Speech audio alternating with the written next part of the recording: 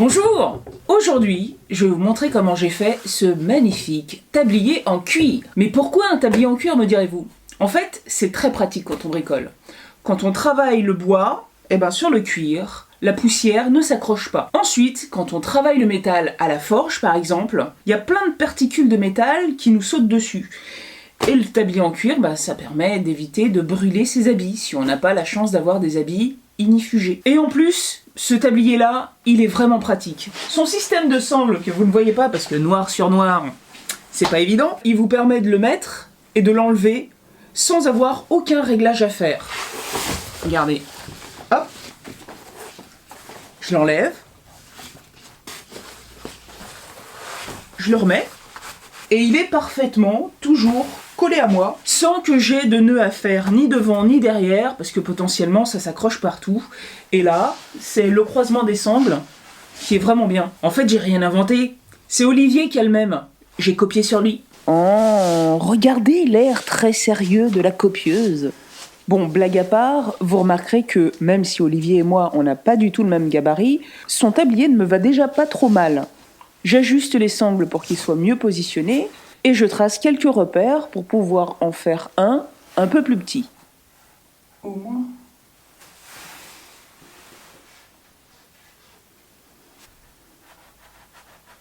J'ai trouvé cette demi-peau à la réserve des arts.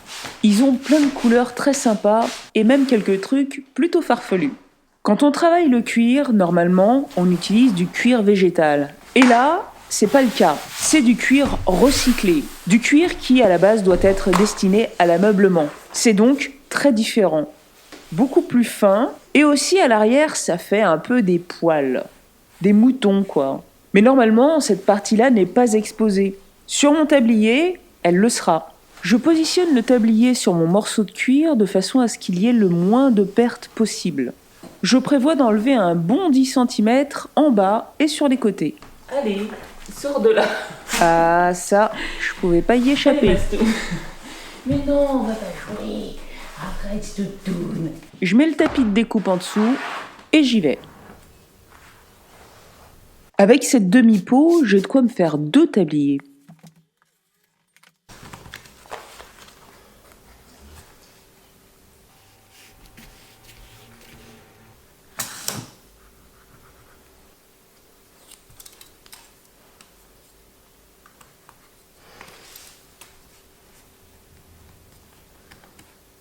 Je n'ai plus qu'à relier les points.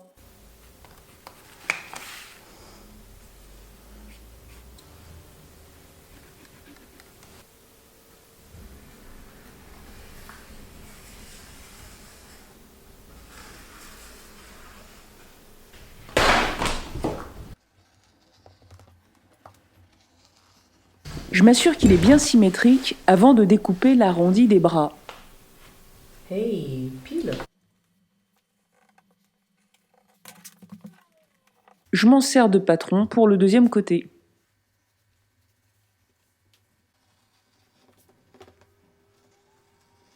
Je vais découper la poche et les renforts pour les sangles dans des morceaux de mon ancien canapé.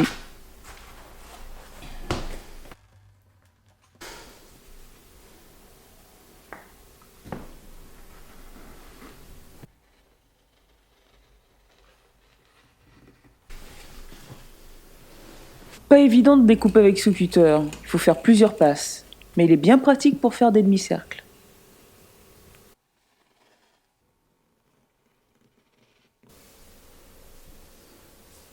Et enfin, la poche. Je le passe au brunissoir, mais comme c'est un cuir très fin, déjà j'ai du mal à le tenir, mais en plus le résultat sur la tranche n'est pas génial. Normalement, il devrait être bien lissé. Voilà le résultat. C'est pas le cas. Mais franchement, ça me dérange pas plus que ça. Je fais avec ce que j'ai, et c'est déjà pas mal. Après, je pars dans l'idée de coudre tout ça chez Olivier. Il me montre comment ça fonctionne, c'est super, j'essaye. Je descends doucement. Et très vite, je me rends compte que ça va être compliqué. Ah ouais, non mais ça avance... D'accord. On va voir. Ouais, c'est pas mal. Bon, non, là, ça merde, le début, bah ouais, mais parce que voilà. C'est toujours comme ça? Non. Pourquoi il merde alors? Parce que tu n'y es pas allé assez vite ou assez C'est vrai? franchement. Ouais. Faut y aller, mais tu vois, si en fait s'il patine, il va commencer à te balancer du fil alors que. Et attends, au niveau de la tension, je regarde juste. Ah bah c'est une machine industrielle, hein, donc elle est un peu capricieuse. On peut l'attendre encore un petit peu plus. Voilà. Ouais, d'accord. On essaye. Et si on change de fil, faut pas refaire les réglages? Si. Ok. Et C'est pas mal. le deuxième, c'est celui-là. celui-là, ouais. Il est carrément pas mal. Et pour quand je finis un trait, en fait, il vaut mieux toujours revenir un peu en arrière? Ben, alors, faudrait que tu fasses un test pour aller en C'est- avant et en arrière. Ouais, voilà, je pense que ça va être horrible pense que de tu y m'arrêter arriveras à temps et de refaire. Voilà le résultat de mes tentatives de couture. Alors, c'est pas si mal que ça, en soi. Cette couture-là, elle est bien. Soit j'y passe le temps qu'il faut pour obtenir un résultat satisfaisant, c'est-à-dire des coutures droites, bien régulières, etc. Soit ça se voit et c'est pas terrible. Donc, je vais coller et coudre à la main. Là, ça suit le bord, et là, exprès ça dépasse. Je vais donc recouper ici, et j'aurai un minimum de choses à faire, quoi. La colle néoprène dans le salon, c'est pas une super idée, mais ça va. Je m'en suis sortie sans aucune trace, parce que j'ai bien protégé et bien fait attention. Aussi, il faut aérer parce que sinon, ça pue. Dès que c'est sec au toucher, c'est bon. Et il faut le mettre comme il faut, tout de suite.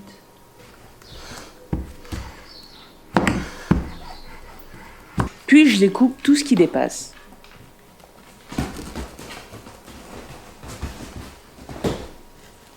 Je suis pas super fan de ces morceaux blancs, alors je fais preuve d'imagination. Comment vais-je faire ?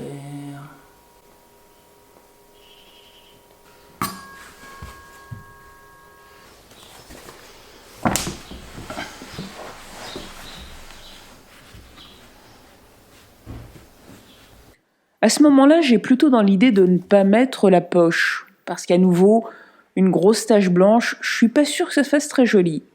Mais pendant que la colle sèche,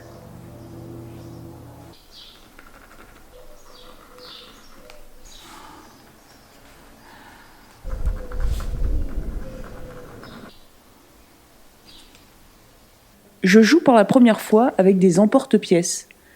Je les ai piqués à Olivier. Et là, je m'éclate. J'ai l'impression d'être en maternelle et de coller des gommettes.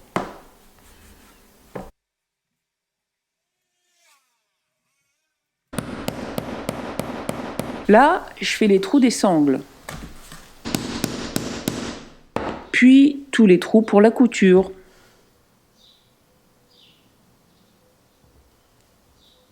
Ensuite, faut coudre. Et quand je couds, je remarque deux choses. La première, c'est que je suis pleine de peluches jaunes. C'est le cuir qui fait les pluches. Donc il va falloir que je trouve une solution pour plaquer ces poils. Mais je crois que ça va être assez simple à régler avec un peu de gomme laque. Ça va coller tous ces poils et le problème sera réglé. Ensuite, comme il s'agit de cuir traité, l'une des deux faces est vernie et totalement imperméable. La colle contact ne pénètre pas du tout, ce qui fait que les deux morceaux peuvent se séparer. Pour pallier à ça, je couds et je vais y mettre des rivets en plus.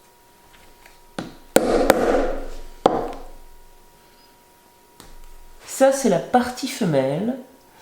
Il faut la mettre en dessous parce qu'elle va être un petit peu déformée. L'autre s'écrase légèrement dessus. On voit une légère déformation là, alors que là, c'est tout lisse. Et maintenant, les sangles. D'un côté, j'utilise une boucle et de l'autre, je couds.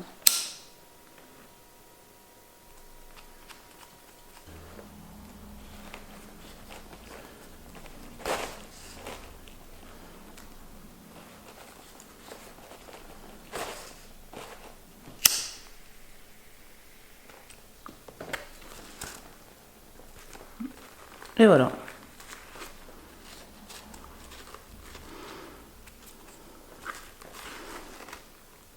La gomme laque, ce sont des flocons dilués dans de l'alcool. Ça forme une pellicule en surface. et uniquement en surface. Ce qui peut pénétrer, c'est éventuellement l'alcool et rien de plus. Donc, ça ne tachera pas. En revanche, ça fera une couche uniforme sur la surface intérieure du cuir, ce qui l'empêchera de perdre des particules comme auparavant.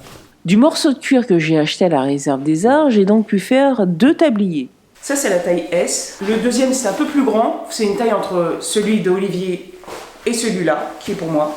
Et pour les poches, on n'est pas obligé d'en mettre. Mais je pense que mettre une poche pour le portable, c'est plutôt pas mal. Puis ça décore. Alors, on n'est pas obligé de faire un truc aussi girly, hein. J'ai vraiment pas fini, il va falloir que je mette des points de couture sur chacun des petits morceaux pour être sûr que ça s'enlève pas. Donc, je fais des trous et je couds. Ça va, c'est acceptable. Bon, bah j'ai plus qu'à le faire sur tout le reste. Une fois que c'est fait, je le mets en place avant de le coller.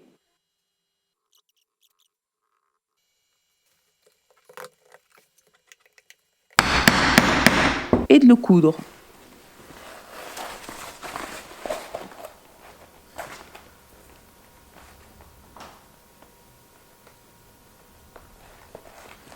La dernière ligne droite va être très longue.